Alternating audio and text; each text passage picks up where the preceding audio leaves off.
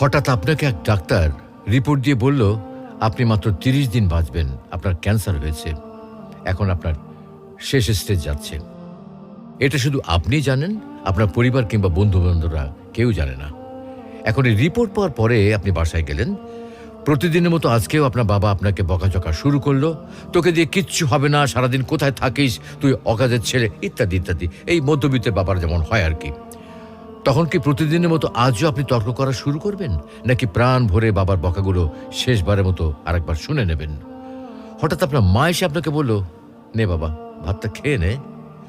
আপনার মনে হবে এই বুঝি আপনার মায়ের শেষ হাতের খাওয়া, আপনি আর বাঁচবেন না।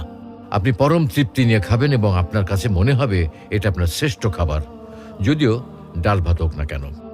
আপনি বের হলেন, পুরনো এক বন্ধুর সাথে দেখা, আপনি যাকে মোটেও সহ্য করতে পারেন না, সবসময় তার সাথে কথা কাটাকাটি হয়, আজকেও সে আপনাকে কিছু কথা শুনিয়েও দিল। আচ্ছা, এখন কি আপনি তার সাথে তর্ক শুরু করে দেবেন? মোটেও না।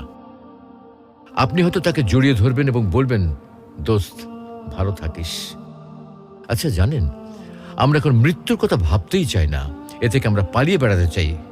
কিন্তু যদি আপনি ভাবেন যে আজই আপনার শেষ দিন, তাহলে দেখবেন সবকিছুই আপনার কাছে ভালো লাগছে। তাই ইগো ছেড়ে দিন, ইনশাল্লাহ আপনার মন ভালো হয়ে যাবে।